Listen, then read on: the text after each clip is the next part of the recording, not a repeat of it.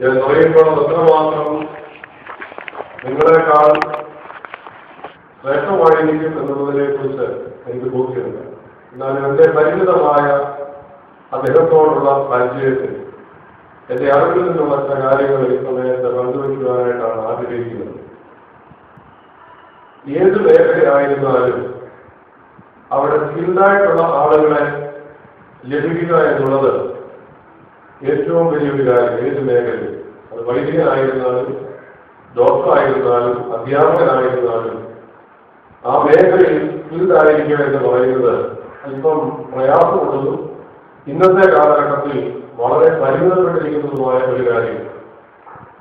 അങ്ങനെയുള്ളതായ സാഹചര്യത്തിൽ നാം ഇന്ന് സ്മരിക്കുന്ന ഒരുപാട് കാര്യങ്ങളൊക്കെ ആയിരുന്ന മേഖലകളിലൊക്കെയും സ്കിൽഡായിരുന്നു എന്നുള്ളത് എടുത്തു പറയാൻ തക്കവണ്ണമുള്ള ഒരു കാര്യം.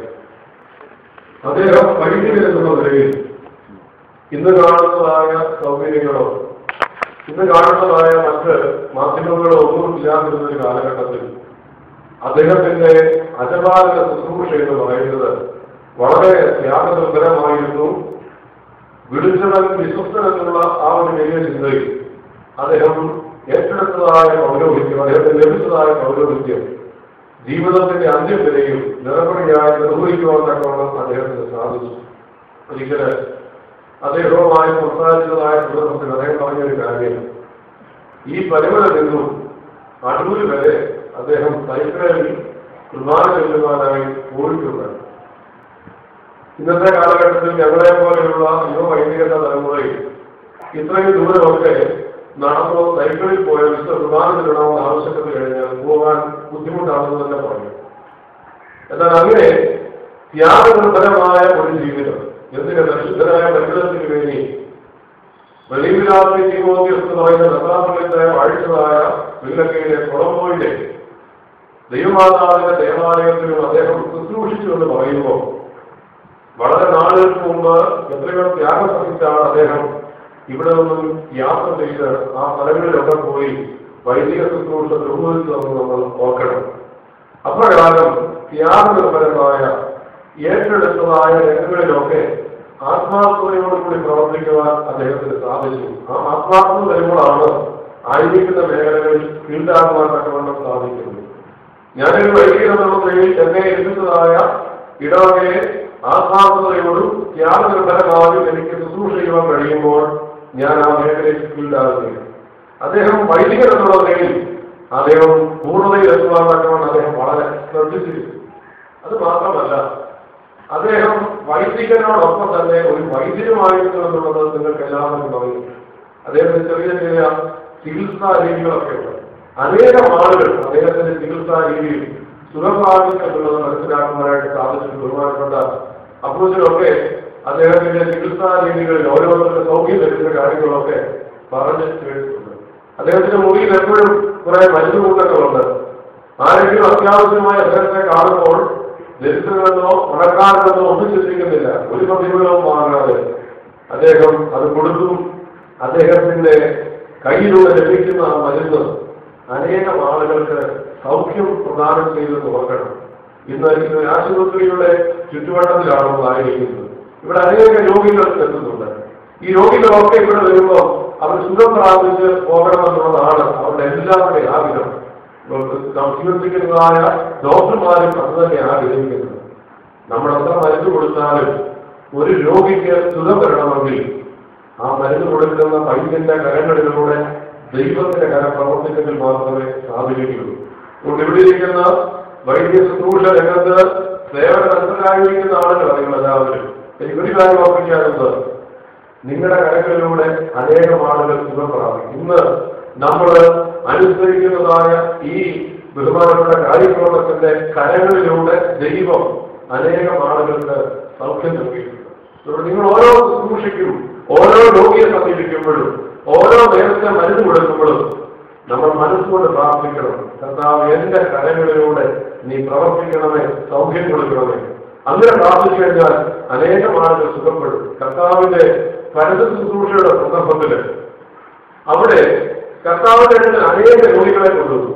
കർത്താവിന്റെ അടുക്കൽ വന്ന രോഗികളൊക്കെ സുഖം പ്രാപിച്ചത് കഴിഞ്ഞ് കുറെ പേർ സുഖം പ്രാപിക്കാതെ കുറെ പേർ സുഖം പ്രാപിച്ചെന്ന് എഴുതിയിരിക്കുന്നത്. അവന്റെ അടുക്കൽ കൊണ്ടുവന്ന രോഗികളൊക്കെ സുഖം പ്രാപിച്ചു. അതുകൊണ്ട് ഈ അച്ഛന്റെ കരങ്ങളിലൂടെ അനേകം ആളുകൾക്ക് ആത്മീയമായ സൗഖ്യവും ശാരീരികമായ സൗഖ്യവും ലഭിക്കുമെങ്കിൽ നമ്മളിലൂടെ അനേകം ആളുകൾ സൗഖ്യം പ്രാപിക്കുവാനൊക്കെ വേണം ഇടപെടണമെന്നുള്ളത് പ്രത്യേകമായിട്ട് ഓർമ്മിക്കുക. രണ്ടാമത്തെ കാര്യങ്ങളെ കുറിച്ച് എന്റെ ഓർമ്മയിൽ വരുന്നത് പൗരസ്ത്രീയ സന്യാസ ജീവിതത്തിന്റെ ഒരു നല്ല മാതൃകയായിരുന്നു ബഹുമാനപ്പെട്ട അസന്റിക് പ്രാക്ടീസ് എന്നൊക്കെ പറയും. കഠിനമായ തപോനിഷ്ഠ അദ്ദേഹത്തിന്റെ ജീവിതത്തിൽ അദ്ദേഹം പുലർത്തിയിരുന്നു. അദ്ദേഹം ആ എക്സ്ക്ലൂസീവായിട്ട് പ്രവർത്തിച്ചിട്ടില്ല. ആരെയും തന്റെ ജീവിതത്തിലെ നിഷ്ഠകളെ കുറിച്ച് പറഞ്ഞ് ബോധ്യപ്പെടുത്തുവാൻ ഞാൻ ഇങ്ങനെയാണ് ജീവിക്കുന്നത് പറയുവാൻ തക്കവണ്ണം അദ്ദേഹം ശ്രദ്ധിച്ചു. പക്ഷേ അദ്ദേഹത്തെ അറിയാവുന്ന ഏറ്റവും അടുത്തറിയാവുന്ന ആളുകളിൽ നിന്ന് കേട്ടിട്ടുള്ളൊരു കാര്യമാണ് തന്റെ ശരീരത്തെ അദ്ദേഹം ദണ്ഡിപ്പിച്ചിരുന്നു. അദ്ദേഹത്തിന്റെ മാർഗങ്ങളൊക്കെ ഉപയോഗിച്ചിരുന്നതാണ് കേട്ടത്. തന്റെ ശരീരത്തെ ലോകത്തിന്റെ വികാരങ്ങൾക്ക് അടിമപ്പെടാതിരിക്കുവാൻ തക്കവണ്ണം തന്റെ ശരീരത്തെ ദണ്ഡിപ്പിച്ച ഒരു ശ്രേഷ്ഠനായ വൈദികനായ കാര്യമാണ്. ഇന്നത്തെ ലോകത്ത് ശരീരത്തിന്റെ പാപം വർദ്ധിച്ചുകൊണ്ടിരിക്കുകയാണ്. ഇന്ന് പീഡനമെന്നും മറ്റു തരത്തിലുള്ള കാര്യങ്ങളൊക്കെ പറയുമ്പോൾ ശരീരത്തിൻ്റെതായ പാപം വർദ്ധിക്കുമ്പോൾ ഇതുപോലെയുള്ള പിതാക്കന്മാരെ നമുക്ക് കാണിച്ചെന്നിരിക്കുന്ന നമ്മുടെ ശരീരത്തെ തന്നെ നമ്മുടെ പരിധിയിൽ നിർത്തുവാൻ തക്കവണ്ണമുള്ള വലിയ ഒരു ജീവിതചര്യ നമ്മൾ ഉണ്ടാക്കിയെടുക്കണം. ആന എന്ന് പറയുന്നത് വലിയൊരു മൃഗം. എന്നാൽ ഈ ആനയെ നിയന്ത്രിക്കുന്ന പാപ്പാൻ അവന്റെ കയ്യിലിരിക്കുന്ന ചെറിയൊരു വടിയുണ്ട്, തോട്ടി എന്നാ പറയുന്നത്. ആ ചെറിയ വടികൊണ്ട് തോട്ടിക്കൊണ്ട് ആനയുടെ ശരീരത്തിൽ സ്പർശിക്കുമ്പോൾ തന്നെ ഇടത്തോട് തിരിയണമെങ്കിൽ അത് ഇടത്തോട് തിരിയും, ഇരിക്കണമെങ്കിൽ അത് ഇരിക്കും, തുമ്പിക്കൈ ഉയർത്തണമെങ്കിൽ തുമ്പിക്കൈ ഉയർത്തും. ഈ ഒരു വടിയുടെ ബലത്തിൽ ആ ആനയുടെ കാലിനേക്കാൾ ചെറുതായ ഒരു മനുഷ്യന്റെ ആത്മീയശക്തിയെ പാലിക്കുവാൻ തക്കവണ്ണം ഈ മൃഗത്തിന് സാധിക്കുന്നു. വലുതിയിൽ വരുത്തിയിരിക്കുക മൃഗത്തെ, തന്റെ വലുതിയിൽ മൃഗത്തെ വരുത്തിയിരിക്കുക. നമ്മുടെ ശരീരത്തെ നമ്മുടെ മനസ്സിന്റെ വലുതിയിൽ കൊണ്ടുവരുവാൻ നമുക്ക് സാധിക്കണം. ഇപ്പൊ നോമ്പിന്റെ കാലഘട്ടം, നോമ്പിൽ ചില വർദ്ധനകളുണ്ട്, ചില ഡിസിപ്ലിൻ നമ്മൾ വായിക്കുന്നുണ്ട്, വേണ്ടായെങ്കിൽ അത് എടുക്കുന്നുണ്ട്. നമുക്ക് എത്ര ഇഷ്ടമുള്ള ആഹാര സാധനമാണ് മുമ്പിലിരിക്കുന്നതെങ്കിലും നോമ്പിന്റെ കാലത്ത് അത് വേണ്ടായെന്ന് വെച്ച് കഴിഞ്ഞാൽ നമ്മൾ സ്പർശിക്കുകയില്ല, അത് കഴിക്കുകയില്ല.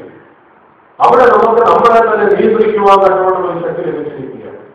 ആനയെ അതിനേക്കാൾ ചെറിയ പാപ്പാൻ മെരുക്കി നിർത്തുന്നത് പോലെ നമ്മുടെ ശരീരത്തെ ഈ ലോകത്തിൻ്റെതായ വികാരങ്ങൾക്കും വിചാരങ്ങൾക്കും അടിമപ്പെടാതിരിക്കാൻ തക്കവണ്ണം നമ്മുടെ ആത്മാവിന്റെ പരിധിയിൽ നിർത്തുവാൻ തക്കവണ്ണം കഴിയണം. അങ്ങനെ ആത്മാവിന്റെ പരിധിയിൽ ശരീരത്തെ നിലനിർത്തിയ പൗരസ്ത്യ സ്ഥാപകന്മാരുടെ ജീവിതചര്യയെ തന്റെ ജീവിതത്തിൽ പാഠമാക്കിയ ഒരു പിതാവാണ് കാര്യങ്ങൾ.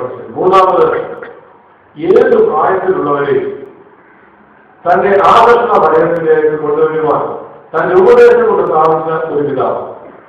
ഞാൻ അദ്ദേഹത്തിന്റെ കൊച്ചുമകനാകാൻ തക്കവണ്ണം പ്രായമുള്ള ഒരു വ്യക്തി. നെടുമലയിൽ ശുശ്രൂഷ ചെയ്യുന്ന സമയത്ത് അദ്ദേഹത്തിന്റെ ജന്മദിനോടനുബന്ധിച്ച് തലമുറയിൽ അദ്ദേഹത്തെ കാണുവാനായിട്ട് സ്നേഹനിർഭരമായ അദ്ദേഹത്തിന്റെ എന്നോട് പറഞ്ഞു, പായസം കുടിച്ചിട്ടേ പോകാനുള്ളൂ.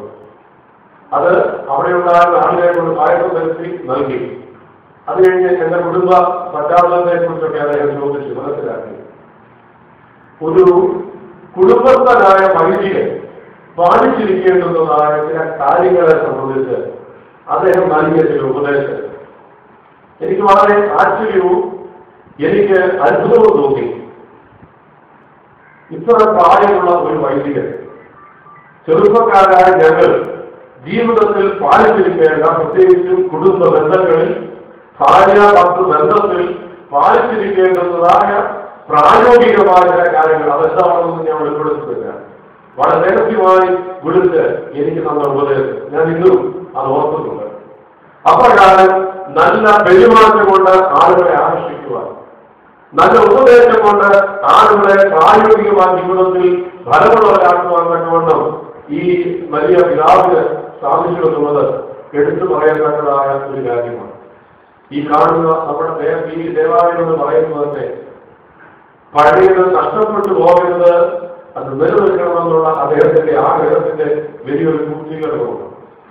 ഈ മത്വക പഴയ പരിമല ദേവാലയത്തിന്റെ എല്ലാ സജ്ജീകരണങ്ങളും ഇതിന്റെ ഉള്ളിൽ, പഴയ പരിമല ദേവാലയത്തിനുള്ളിൽ ബലികഴിക്കണമെന്ന് അതിനുള്ളിൽ പ്രാർത്ഥിക്കണമെന്ന് ആഗ്രഹിക്കുന്ന ആളുകൾക്ക് അതിനുള്ള സന്ദർഭം കൂടി ആ പിതാവ് ഒരുക്കിയിരിക്കുകയാണ്. ദൈവത്തിലേക്ക് ആകർഷിക്കുവാൻ തക്കവണ്ണം ഈ ആശുപത്രിയുടെ മുറ്റത്ത് അദ്ദേഹത്തിന്റെ വലിയ ആഗ്രഹം നിറവേറപ്പെട്ടിരിക്കുന്നു. അതുകൊണ്ട് തന്നെ ഈ ദേവാലയത്തിന്റെ മതങ്ങൾ ചേർന്ന് തന്നെ അദ്ദേഹത്തിന് അന്ത്യവിശ്രമ സ്ഥലവും ഒരുക്കപ്പെട്ടു എന്നുള്ളത് ദൈവനിയോഗം.